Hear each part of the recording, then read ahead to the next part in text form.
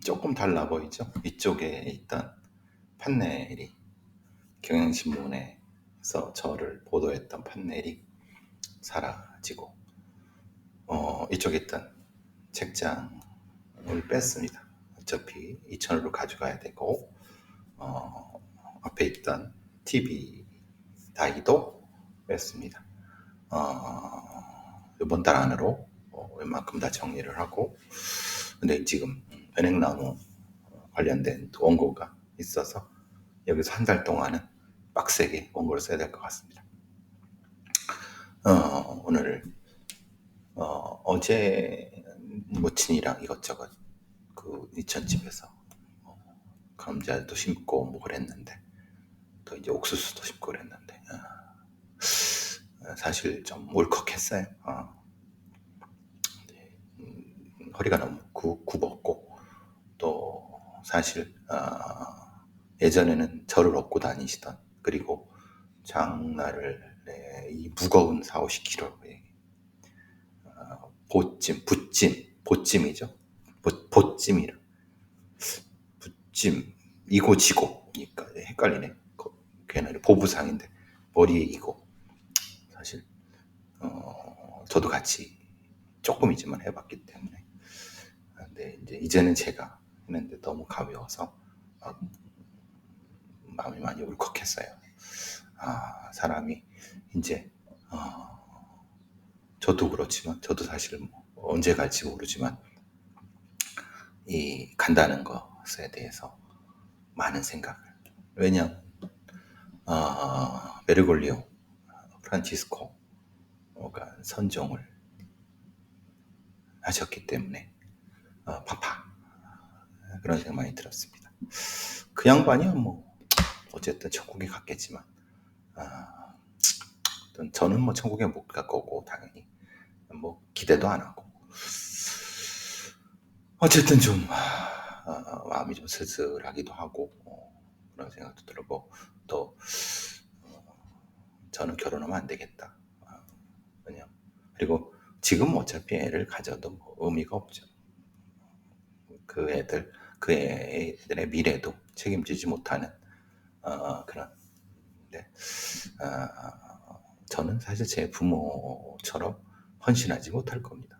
저 같은 이 뭐라고 하나, 게으르고 양아치 틱한 지 잘난 맛에 하는 놈은 이 자식들의 다음 세대에 헌신은 못할 겁니다. 꿈에도 못하죠. 여러분이 보기에도 그러신 것처럼. 근데 좀 마음이 좀 그런 생각합니다. 그래도 살아있는 한 이것저것 최선을 다해서 열심히 살아야 되는 것이 인생이라고 생각합니다.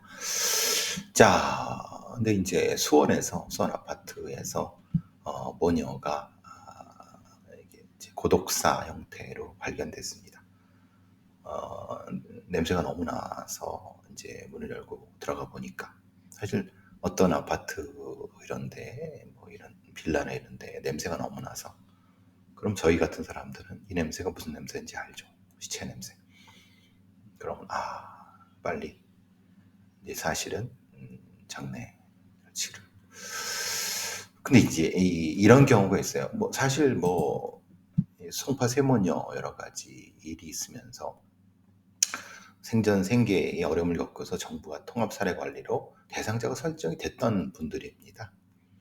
지원을 받던 중 사망했는데, 실제로 이런 통합사례관리라고 하는 것이 주거복지, 뭐 교육, 뭐 이런 거, 보건 이런 거 다 돼 있지만은 실제로 그 존엄성을 지켜주면서 할 수 있는 게 실제로는 사실은, 왜냐하면 계속 기초생활수급자로 있다가 그러는 분들보다 갑자기 떨어져 갖고, 사실 좀 전에 무슨 MBC 무슨 뭐 생방송 뭐 오늘 아침인가 뭐 이런 작가가 좀 말이 이상한, 작가 같지 않더라고. 뭐 약간 좀 뭐라거나 떠보는 어떤 놈 같은데, 5 가족을 죽이고 뭐 이런, 가족을 죽이고 뭐 자기도 죽는 이런 부분에서는 실제로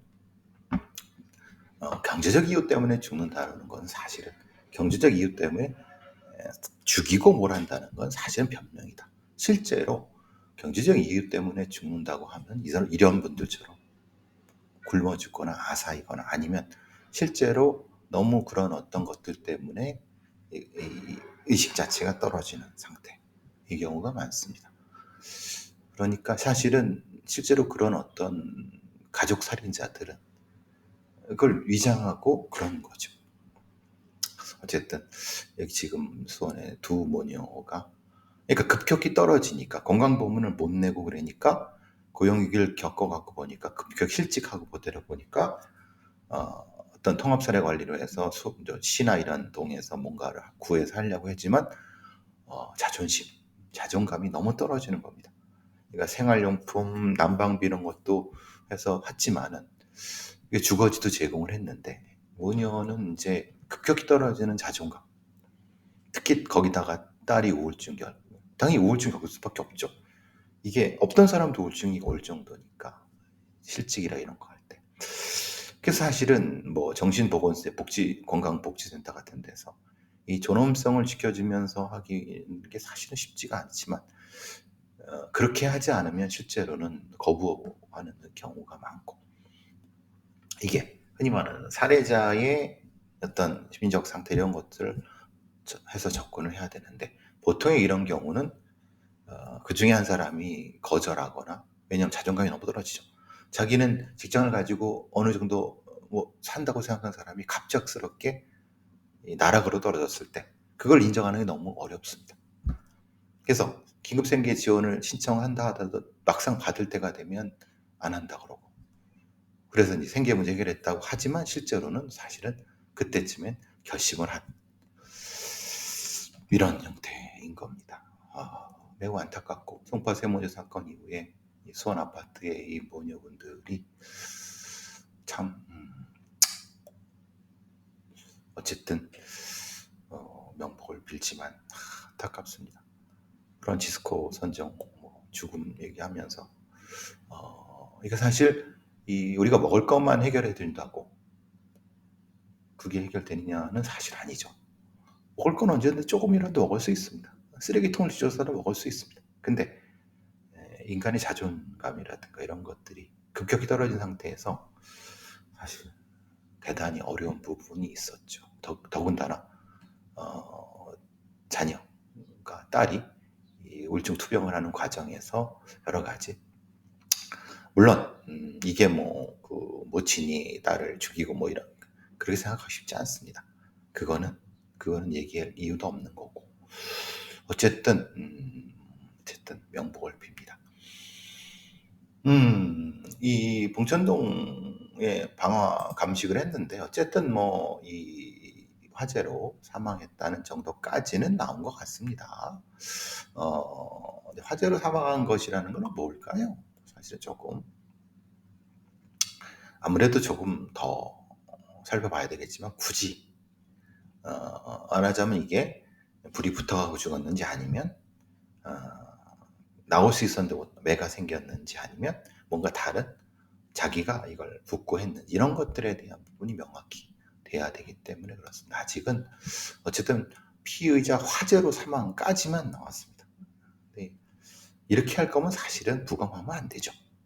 아니면 굳이 그런 부검을 내용을 나중에 발표를 하거나 피의자 화재로 사망한다는 게 화재로 사망한다는 건 여러 가지 있었습니다. 자살도 있을 수 있고 사고사도 이런 식의 부검 소견은 하나만한 겁니다.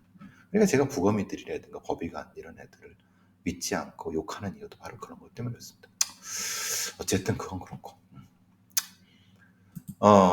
사실 처음 본 여성 20대 여성을 쫓아가서 묻지마 폭행을 한 이건 진짜 묻지마 폭행인 것 같아요. 지난 19일 날 광진관 골목길에서 귀가하던 20대 여성을 실제로 주먹으로 얼굴머리를 막 때리면서 쓰러진 데 폭행을 했어요. 마치 부산 돌려차기 사건과 거의 똑같습니다. 이게 주변의 행인들이 말렸지만 계속 공격을 하고 실제로 피해자가 도망갔지만 또 쫓아가서 더 넘어뜨리고 발로 쳐. 왜 그러냐 그랬더니 주변에 대학 기숙사까지 들릴 정도인데 왜 그러냐 그랬더니 사실은 자기는 사회 불만이 많아서 아무나 폭행을 싶었다는 얘기를 진술한 거. 그런데 이게 이런 진술을 굳이 노출해야 되느냐? 이 새끼는 사실은 성범죄를 하고 싶어서 이 여성에 대해서 공격을 했는데 주변 사람이 오고 그러니까 그냥 막 때리면서 머릿속으로는 그냥 사회 탓을 하는. 그러면은 얘가 그럼 묻지마 폭행이 맞습니까? 사실은 아니면 실제는 성범죄자인데 이렇게 위장하는 겁니까? 그러니까 이게 이 뭐 기자들이 뭘 알겠습니까? 무식한 애들이 뭘 알? 근데 경찰은 대략 알 수도 있지만, 그러니까 어느 정도까지 공개해야 되고 그 범죄자의 진술을 그대로 얘기를 해주는 것과 그렇지 않은 이 부분에 분명히 큰 차이가 있습니다. 그러니까 본인은 말 그대로 사회 불만이 있어서 팍 때렸어요. 뭐 그냥 이렇게 하지만 사실은 부산 돌려 사건이 똑같죠. 걔도 성범죄를 하려고 성범죄를 시도했는데 실제로는 그냥 정신이 심신미약이고 술 취하고 생각이 안 난다고 하고 이렇게 해버린 거죠. 그러니까 이거를 그대로 이렇게, 그러니까 그렇게 된 경우는 사실 이 여성의 어떤 성범죄 검사라든가 아니면 옷 검사라든가 아니면 여러 가지, 그리고 절대 그 범죄자의 진술에 어떤 것을 정당성을 주면 안 된다. 근데 더더욱 이 사건이 문제가 되는 것은 이 범인놈이 미성년이라는 이유로 과도한 방어권 보장. 그러니까 이 피해자는 얘가 누군지도 모르는 거예요.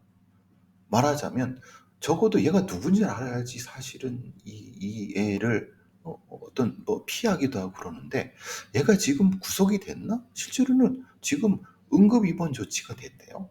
왜냐하면 보호관찰소에서 심리사업을 하는데 이런 경우 소년범죄라고 하면 실제로는 구속이 안 될 수도 있습니다. 응급 입원 조치를 했지만 사실은 금방 나올 수도 있는 거고, 그러면 또 쫓아가다 보복범죄를 할 수 있고. 그러니까 실제로는 피해자의 형사 절차 참여권과 알 권리 강화를 하는 범죄 피해자 형사 절차 통지 시스템을 개발해서 지난 2일부터 시행했다고 하지만 이게 제대로 되고 있는지 확인해 봐야 되겠고, 또 소년범죄에서 그러니까 흔히 말하는 미성년자의 경우에 가해자의 경우 어떻게 할까, 이거 꼼꼼히 다 따져봐야 돼. 그러니까 상당히 위험한 형태의 범죄자인데 이게 그냥 단순 폭력범죄인보다는 다른 많은 가능성을 다시 또 확인해 갖고 해야 되거든요. 그런데 그냥 뭐 묻지마 폭행이니까 그냥 소년 범죄니까 대충 이렇게, 그걸 어떻게 확인합니까?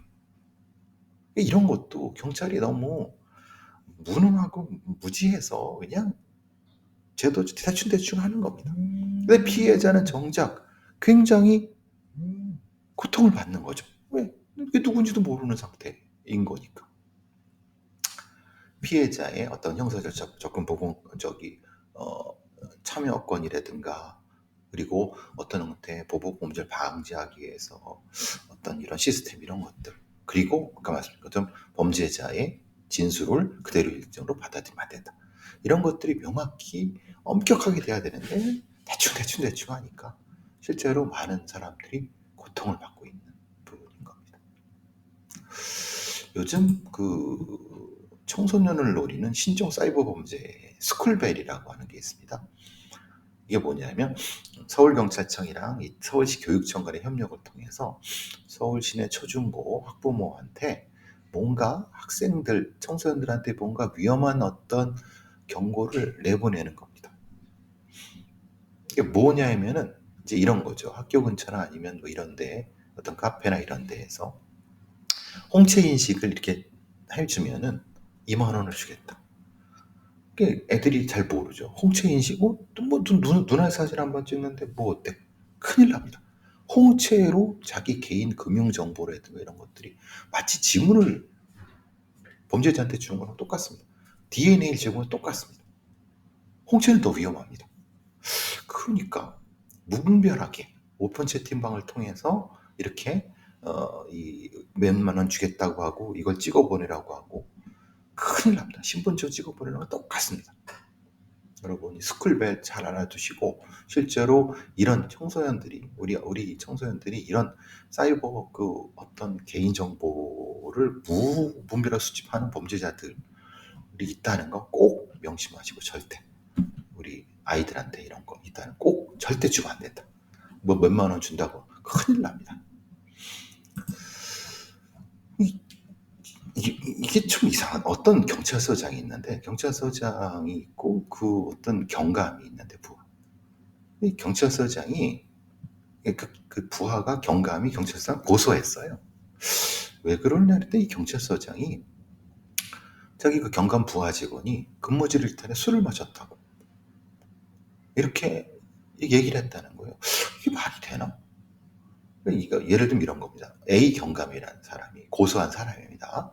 이 경찰서 감사계장한테 전화를 받았어요. 그랬더니 우리 경찰서장이 너 당직 근무 때 너 사복 입고 경찰서 정문으로 들어오는 걸 봤다고 했는데 이거 저기 서장이 너 이거 확인하라고 연락한 거야 라고 했더니 그래서 경찰서장이 당직 근무 술을 마셨다는 얘기를 했다는데 난 술을 마신 적도 없고 그리고 이거를 굳이 여러 그 직원들이 듣는 앞에서 이렇게 얘기하면 안 되는 거 아니냐. 그리고 다른 직원들한테도 이런 걸 떠들고 다니면 안 되는 거 아니냐. 그래서 명예훼손과 직권남용 형태로 서장을 고소했어요. 실제로 그래서 정보공개 청구를 통해서 CCTV를 확인했더니 실제로 술을 마셨다고 하는 그 시점에 실제로는 거기에 그 고소인 건강의 모습이 없었어요. 그러니까 이게 무슨 일이냐. 그러니까 혹시 이 서장이 무엇인가 이 경감에 대해서 안 좋은 어떤 것을 해서 이제 흑색선전을 퍼뜨린 건가? 아니야, 나는 근데 분명히 나는 사고 이거 들은 거 봤어. 그래서 난 감찰계장한테 이걸 확인하라고 지시한 적뿐이었는데 내가 뭐라고 하는 거예요. 이런 경우가 참 이해할 수가 없는 게 일단 경찰서장이면 뭔가 이런 비리라는 걸 확인하려고 하면 조용히 감찰 부서에 통보를 해갖고 시작하세요라고 하고 자기는 조용히 있으면 그 사람이 알아서.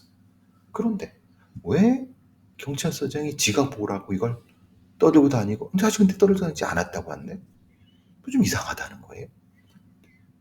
그러니까 사실 뭐 감찰계장이 당사자한테 연락할 수는 있죠. 그야 감찰 시작한다고 할 수 있는 거니까. 그러면 같이 CCTV를 확인하든 뭔가 그래서 사실 확인만 되는 건데 이게 뭔가 약간 하극상 느낌도 들기도 하고 아니면은 경찰서장에 무리한 뭔가 있기도 하고 사실 경찰 내부에 이런 것들이 종종 있습니다. 뭔가 설명하기 뭐 애매하지만 말이 안 되죠. 말이 안 되는데 이게 계급제의 문화와 업무 부서의 문화 아니면은 실제로는 현업을 거치지 않은 경찰서장 여러 가지 복잡한 함수관계가 존재합니다. 에휴, 좀 답답합니다. 갑갑합니다. 자, 그 백종원 사태에 대해서 지금 어떤 MBC 출신의 PD가 백종원에 대해서 저도 가서 좀 전에 유튜브를 봤는데요. 뭐 45 플러스라고. 사실 그게 진짜로 그랬는지 안 그랬는지는 잘 모르겠습니다. 왜냐하면 근데 뭔가 백종원이라고 하는 사람이 뭔가 조금 더 뭔가 있지 않았을까라는 생각을 합니다. 말하자면 이런 거죠. 실제로는 백종원이라는 사람이 일종의 방송을 이용해서 방송을 자기 사업에 이용했다는 거 아닐까 쉽게 말하면. 근데 웃기는 거는 그럼 소위 말하는 방송에 나오는 어떤 전문가든 아니면 뭔가 이런 뭐 사업가든 아니면 어제 같은 경우 SBS의 어떤 달인 뭐 이런 코너라든가 이런 거기에 방송에 나오는 소스는 어차피 있는 거잖아요. 그거를 공정하고 투명하게 선정해서 진짜 객관적으로 검증해서 방송을 내보내는 것은 방송으로서 무리가 없죠. 그런데 문제는 그걸 인지적으로 만들어 갖고 그것을 자신의 사업에 이용하도록 이렇게 해가지고 이건 좀 문제가 있는 건데 이거는 실제로 말 그대로 방송 내부의 일종의 방송 도덕이다. 윤리죠. 근데 이 PD의 얘기는 백종원이라는 사람이 사실은 이 방송을 자신의 프랜차이즈 사업을 이용해 발전시키 하기 위해서 엄청나게 이용을 해왔다. 근데 그냥 이용해 연건 오면 상관없는데 사실 그 더본콜이라고 하는 게 결국은 가맹점 점주들의 피와 땀으로 형성된 것을 지가 먹은 거 아니냐. 이 얘기죠. 사실 백종원이라는 사람이 그 집안이 굉장히 잘 살고 굉장히 사학재단의 뭐 이사장인 부친을 뒀고, 그러니까 사실은 뭐 크게 뭐 돈이 아쉬운 사람도 아니고, 그건 많은 분들이 알 겁니다. 근데 그것만 가지고 설명 안 되죠. 왜냐하면 자기가 뭔가를 하려고 해서 이렇게 방송을 이용해서 사업을 확장해서 뭔가 했다. 그거는 뭐 할 수 있죠. 그런데 문제는 그 속에서 가맹점주들이 뭐 이 연돈 물가치인가요? 뭐 이런 것도. 그러니까 가맹점주들의, 모르겠어요. 가맹점주들의 피눈물이 나왔던 건 맞는 건데, 물론 그렇게 얘기할 수는 있잖아요. 아니 어떻게 자본주의 사회에서 지가 돈 벌려고 가맹점을 이렇게 했는데 망했다고 해서 뭐 백종원을 욕할 수 있느냐, 이렇게 얘기하는 백종원 쪽 사람 얘기도 있죠. 그런데 문제는 우리의 어떤 프랜차이즈 법이라든가 프랜차이즈 업계에 있는 사람들이 사실은 도덕적이지 않다. 그러니까 차라리 어떤 직영점을 여러 군데를 하고 그것의 발전을 어느 정도 한 다음에 거기부터 그거 말고 조금 가맹점을 그거보다 조금 적은 형태로 이렇게 해서 튼튼하게 무엇인가를 발전시킬 생각은 하지 않고, 가맹점주들의 가맹 돈을 가지고 사업을 규모의 경제를 부풀려 갖고 나중에 먹고 튀겨, 아니면 상장한 다음에 끝. 그럼 상장한 다음에는 주주들 엄한 그 개미들 돈을 빨아들여. 그러니까 뭔가 프랜차이즈 업 자체가 상당히 심각한 문제가 있는 것 같아요. 이게 완전 사기꾼들의 어떤 놀고, 이게 돈 놓고 돈 먹기 시대 그 부분도 사실 부정할 수가 없는 거고, 그거를 사실 방송과 효과적으로 이용해서 막 했던 것도 사실은 맞는 것 같고. 근데 불법이냐? 불법은 아니죠. 사실 근데 뭔가 아쉽고 그 가맹점주들한테 미안한 부분은 있어야 되겠지만, 아니 뭐 백종원이 뭐 내가 뭐 법을 어겼어라고 하면 할 말이 없는 거고, 너무 약탈적인 자본주의 시스템의 극단적인 형태가 프랜차이즈 사업이 아니겠느냐, 이런 좀 쓸쓸한 생각이 들고, 특히 제가 늘 비판하는 것처럼 같지도 않은 무슨 전문가, 아니면 방송이 키워준 전문가, 아니면 방송이 키워준 어떤 실제로 까보면 아무것도 없어. 아무것도 없어. 이 범죄 이 심리라든가 범죄 경찰 이런 사람들도 해낸 거 보면 대학생 말도 못하게 인터뷰하고 분석이랍시고 하지도 못해. 근데 그거를 갖지도 않은 가짜 경력은 아니라 하더라도 뭔가 있는 경력 대충 벌버무려서 방송 나와서 대충 벌버무린 다음에 실제 경력은 빼지고 방송 경력만 쌓아갖고 그걸로 뭔가 다시 실제 어떤 범죄 분석 프로파일링 이런 걸, 그럼 도대체 뭐가 진짜냐? 그거를 피해보는 많은 사람들 실제로는 없지 않느냐? 아니 왜 없어요? 국민의 귀와 눈과 귀를 막는데 방송이 윤리가 제대로 있는지, 제가 그래서 그 알을 비판하기도 하고, 많은 어떤 이게 예능이야 시사야 헷갈려. 우리나라의 방송은 말 그대로 황색 옐로우 페이퍼, 황색 언론이다. 제대로 검증도 안 하고 내용도 채우지 않고 그냥 좋은 거 좋은 거로 하지만 실제로는 이런 그런 생각이 들어갔고, 글쎄 모르겠어. 백종원이라는 사람이 분명히 법을 어긴 것도 아니고 물론 여러 법을 어겼죠. 근데 그건 지가 다 책임지고 어차피 해야 될 거니까. 하여튼 좀 씁쓸은, 저도 반쪽 정도는 3분의 1 정도는 방송이나 이런 언론에 발을 디디고 있는 사람으로서 좀 마음이 좀 그래서 그렇게 말씀 한번 드려봤습니다. 크게 신경 쓰지 마세요.